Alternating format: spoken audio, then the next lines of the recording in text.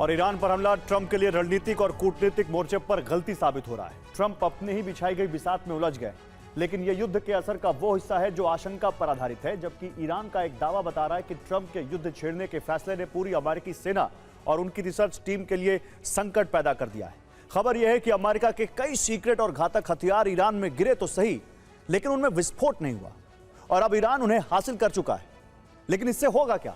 आपके दिमाग में एक सवाल आ रहा होगा कि क्या अमेरिका के खिलाफ ईरान उनका इस्तेमाल कर लेगा? नहीं, बात इससे आगे की है। आइए आपको इस रिपोर्ट में दिखाता हूं। ईरान के कब्जे में मिसाइल, आर्सेनल लैब पहुंची फाइल। ये जानकारी अमेरिका के लिए वो सबसे बुरा सपना है जिसमें अमेरिकी हथियार निर्माण के फॉर्मूले पर सेंध लग चुकी। दावा ईरान का है कि उनके हाथों में अमेरिका का ऐसा खजाना लग गया है जो भविष्य के युद्ध का भूगोल और विज्ञान बदल देगा। जो हथियार ईरान को तबाह करने के लिए दागे गए थे, अब वही हथियार ईरान को अजय बनाने वाले। दक्षिणी प्रांत हरमोज खान में IRGC की इमाम सज्जाद कोर ने एक महा ऑपरेशन चलाया, जिसमें उन्हें 15 से ज्यादा अनएक्सप्लोडेड अमेरिकी मिसाइलें मिलने का दावा है। और ये कोई आम रॉकेट नहीं थे, बल्कि ये GBU और BLU सीरीज की वो एडवांस क्रूज मिसाइलें और ड्रोन्स थे जो अपने टारगेट को भस्म करने के लिए डिजाइन किए गए थे। हॉर्मोज खान के अलावा उत्तरी प्रांत जजान में भी अमेरिका और इजराइल ने संवेदनशील ठिकाने बर्बाद करने के लिए क्लस्टर बम की बारिश की थी। लेकिन चौंकाने वाली जानकारी ये है कि अंसार अल मेहदी कोर की बम निरोधक टीम ने भी इस पूरे प्रांत से एक या दो नहीं, बल्कि पूरे 9500 से ज्यादा जिंदा बम बरामद कर लिए हैं। और इतना ही नहीं, इन सभी 9500 से ज्यादा बमों को डिफ्यूज करने में भी कामयाबी हासिल कर ली। यह हथियार है मॉन्स्टर GBU 57 MOP, यानी अमेरिका का सबसे शक्तिशाली बंकर बस्टर बम। तो ईरान के बंकर बस्टर बम क्या है, पहले से जान लीजिए। इसमें मल्टीपल फ्यूज है जो जमीन के अंदर लक्ष्य नष्ट करने में सक्षम है। इसमें जडैम गाइडेंस किट है जो पिन पॉइंट एक्यूरेसी के साथ हमला करने में सक्षम है। इसका मजबूत स्टील आवरण जमीन भेदने और बड़े विस्फोट में मददगार है। और सबसे खास बात यह है कि इसका विस्फोटक सुरक्षित है, यानी PBXN 109 आग या गोली लगने पर सुरक्षित रहता है। इस बम का इस्तेमाल ईरान अपनी ढाल बनाने के लिए कर सकता है। इस बम के अनुसार ही अब न्यूक्लियर केंद्रों का सरफेस तैयार करेगा। ये इतना मजबूत होगा कि कंक्रीट और आयरन की लेयर में ही बम फंस जाएगा और 1000 मीटर की गहराई में न्यूक्लियर केंद्र सुरक्षित रहेगा। यूरेनियम संवर्धन हॉल का काम प्रभावित नहीं होगा। इतना बड़ा बम गिरने के बावजूद वेंटिलेशन शाफ्ट पर सामान्य काम करेंगे। और सबसे अहम बात यह है कि मुख्य हॉल में रखा संवर्धित यूरेनियम उसको कोई नुकसान नहीं पहुंचेगा। रिवर्स इंजीनियरिंग फॉर्मूला, ईरान लेगा घातक बदला। ईरान ये जान जाएगा कि GBU 57 बंकर बस्टर कितनी गहराई तक धंस सकता है, कितनी तरह की धातुओं को काटकर अंदर विस्फोट कर सकता है। इसलिए न्यूक्लियर ठिकानों का डिफेंस मैकेनिज्म भी उसी आधार पर मजबूत कर लेगा। इसके अलावा ईरान खुद इस तकनीक का इस्तेमाल कर बंकर बस्टर बम भी बना लेगा, जिससे मिडिल ईस्ट में अमेरिकी और इजराइल के अंडरग्राउंड बेस तबाह किए जाएंगे। दरअसल ईरान गुप्त रक्षा करार के तहत चीन से HQ-16 मिसाइल बैटरियां हासिल करता है। चीन HQ-17A मिसाइल बैटरियां भी सप्लाई करता है। ईरान खुद ड्रोन बनाता है, लेकिन उसके कंपोनेंट्स चीन से हासिल करता है। कुछ रेडी टू यूज आत्मघाती ड्रोन भी ईरान को मिलते हैं। हाइपरसोनिक मिसाइल तकनीक भी चीन से ही ईरान ने हासिल की है और इन मिसाइलों के लिए केमिकल चीन ही सप्लाई करता है। इनके अलावा इलेक्ट्रॉनिक वॉरफेयर और रडार सिस्टम भी ईरान हासिल करता है। इसके बदले में ईरान चीन को ऑयल देता है। सीक्रेट डील के तहत युआन में व्यापार को बढ़ावा देता है और अब युद्धकाल में एहसान चुकाने के लिए ईरान जिंदा मिले अमेरिकी हथियार भी चीन को देगा। तो अब US के हथियार ईरान चीन को देगा।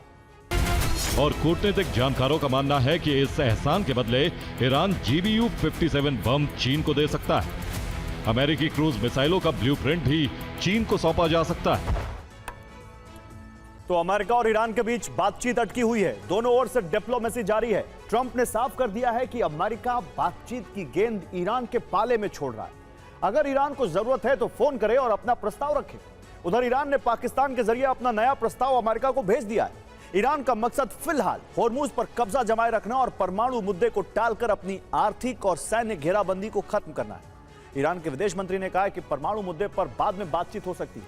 यह अमेरिका के लिए एक बड़ी चुनौती है, क्योंकि ट्रंप की पहली शर्त ईरान को परमाणु हथियारों से दूर रखना है। पहले चरण में ईरान चाहता है कि अमेरिका इजराइल दोबारा ईरान और लेबनान पर हमले ना करने की गारंटी दे। दूसरे चरण में हॉर्मुज के लिए एक नई कानूनी व्यवस्था और प्रबंधन पर चर्चा की जाए, जिसमें ओमान को भी शामिल किया जाए। तीसरे चरण में परमाणु कार्यक्रम पर वार्ता की जाए। ईरान हॉर्मुज को एक सौदेबाजी के तराजू के तौर पर इस्तेमाल कर रहा है। वो चाहता है कि इसके बदले में उसके जहाजों पर लगी नाकाबंदी हटाई जाए। ईरानी विदेश मंत्री अरागची की ओमान यात्रा भी इस बात का संकेत है कि ईरान इस क्षेत्र में एक नया कानूनी सिस्टम लागू करना चाहता है, जिससे वो भविष्य में इस जल मार्ग पर अपना नियंत्रण और मजबूत कर सके।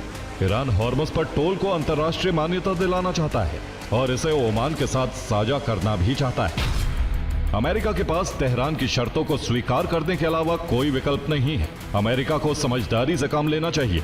यूरेनियम संवर्धन के अधिकार को मान्यता दी जाए, युद्ध के हर्जाने का भुगतान किया जाए, हॉर्मुज पर ईरान के प्रबंधन को अंतर्राष्ट्रीय मान्यता दी जाए।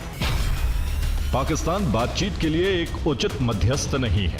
पाकिस्तान में मध्यस्थता के लिए जरूरी चीज भरोसे की कमी है। वो हमेशा ट्रंप के हितों को ध्यान में रखता है, अमेरिकियों की इच्छा के खिलाफ एक शब्द भी नहीं बोलता है। ट्रंप ने कहा है कि ईरान के नेताओं की जगह अगली पीढ़ी ने ले ली है, लेकिन वो बहुत अजीब है। नहीं पता कि हम किन से डील कर रहे हैं। ईरान पूरी तरह खत्म हो चुका है, लेकिन खतरा बाकी है। अब अगर ईरान को बात करनी है तो वो अमेरिका आ जाए या फिर हमसे फोन पर सीधे बात कर ले। और सीज फायर के बावजूद मिडिल ईस्ट में तनाव है। बाकी देश भी आर्थिक और ऊर्जा संकट की चपेट में है और ऐसे माहौल में भी अमेरिकी कंपनियां जबरदस्त मुनाफा कमा रही हैं। इसका दावा वॉल स्ट्रीट जर्नल की रिपोर्ट कर रही है। कैसे बारूदी बवंडर के बीच अमेरिकी कंपनियां मालामाल हो रही हैं और कैसे ट्रंप की अमेरिका फर्स्ट की नीति अमेरिकी कंपनियों के लिए मुनाफे का दरवाजा खोल चुकी है। देखिए हमारे इस रिपोर्ट में कि अमेरिकी कंपनियां खूब पैसा कमा रही हैं। सिर्फ टेक और फाइनेंस सेक्टर में ही नहीं, बल्कि मैन्युफैक्चरिंग सेक्टर, ऊर्जा सेक्टर जैसी कंपनियां भी रिकॉर्ड पैसा बना रही। युद्ध, तेल की बढ़ती कीमतों और महंगाई के बावजूद कई कंपनियों का मुनाफा बढ़ रहा है। जंग ट्रंप का ऑर्डर, यूएस कंपनियों ने छापे डॉलर। लॉकहीड मार्टिन जो F-35 जेवलिन मिसाइल बनाती, उसे पेंटागन ने $30 बिलियन के इमरजेंसी ऑर्डर दी। पेट्रियट और Tomahawk missile manufacturing company Raytheon को $4.2 बिलियन का फायदा हुआ। जनरल डायनेमिक्स कंपनी ने यूक्रेन और इजराइल को अब्राम्स टैंक गोले सप्लाई की, जिसको $95 बिलियन का ऑर्डर मिला। ईरान पर स्ट्राइक में इस्तेमाल होने वाले B-21 बॉम्बर ड्रोन के भारी इस्तेमाल से नॉर्थरोप ग्रूमैन कंपनी के शेयर ऑल टाइम हाई पर रहे। 2023 से 2026 के साल में अमेरिका की बड़ी हथियार कंपनी रायथियन का मुनाफा 110% था। नॉर्थरोप का जंग से 60% का फायदा हुआ। इसी के साथ जनरल डायनेमिक्स को 57% और लॉकहीड मार्टिन ने 37% प्रॉफिट कमाया, जबकि बोइंग कंपनी को 5% से ज्यादा की बढ़त मिली। हॉर्मुज संकट, एनर्जी कंपनियों को अवसर। आंकड़ों के मुताबिक natural gas company Exxon Mobil को साल 2026 में $42 बिलियन का प्रॉफिट हुआ। शेवरॉन एनर्जी मैन्युफैक्चरिंग ने वेनेजुएला में 28 बिलियन का मुनाफा कमाया। शेवरॉन वेनेजुएला में इकलौती अमेरिकी कंपनी है। LNG उत्पादक शिनियर एनर्जी को लगभग $7 बिलियन का फायदा हुआ। एक नई रिपोर्ट के मुताबिक एशिया पैसिफिक वर्ल्ड में सैन्य खर्च पिछले 15 से 16 वर्षों में सबसे ऊंचे स्तर पर, क्योंकि अमेरिका के सहयोगी देशों को भरोसा नहीं है कि ट्रंप वक्त पर मदद देंगे। 2025-2026 में एशिया पैसिफिक देशों में जापान ने रक्षा बजट में करीब 15 से 20% की बढ़ोतरी की। ऑस्ट्रेलिया लगभग 7 से 8% डिफेंस पर खर्च कर रहा है। वहीं चीन ने 7.4% और भारत ने 9.53% डिफेंस एक्सपेंडिचर बढ़ा दिया है। और युद्ध विराम के तमाम दावे धुआं धुआं हो चुके हैं। लेबनान की धरती एक बार फिर इजरायली धमाकों से दहल उठी है। दक्षिणी लेबनान अब दूसरा गाजा बन चुका है, जहां आईडीएफ के लड़ाकू विमान और टैंक हिजबुल्लाह के ठिकानों को मिट्टी में मिला रहे हैं। लेकिन हिजबुल्लाह भी खामोश नहीं है। लितानी नदी के किनारे इजरायली सैनिकों पर ड्रोन से भीषण हमला करके बता दिया कि हिजबुल्लाह अभी कमजोर नहीं हुआ है। तो दुनिया का ध्यान अरब के तनाव पर है और पुतिन का ध्यान यूक्रेन में रूसी साम्राज्य के विस्तार पर। बीती रात रूस ने यूक्रेन की सबसे बड़ी पोर्ट सिटी ओडेसा पर भीषण हमले किए और यूक्रेन ने भी इसी तरह से रूस को जवाब दिया। यूक्रेन ने क्रीमिया के सामरिक ठिकानों पर हमले करके रूस को बड़ा नुकसान पहुंचाया है। देखिए रूस के वॉरशिप की तबाही पर यह रिपोर्ट। रूस का स्वाम अटैक, ओडेसा फिर दहला। जानकारी के मुताबिक रूसी ड्रोन ने प्रिमोर्स्क में आवासीय इमारत और होटल पर हमला किया। इस हमले में 2 बच्चों समेत 14 लोग घायल हो गए। इससे ठीक एक दिन पहले रूस ने यूक्रेन पर सबसे बड़ा हवाई हमला किया था। यूक्रेन के एयर डिफेंस सिस्टम ने 580 ड्रोन और 30 मिसाइलों को इंटरसेप्ट किया था और इस हमले में 10 से ज्यादा लोग मारे गए और 67 लोग घायल।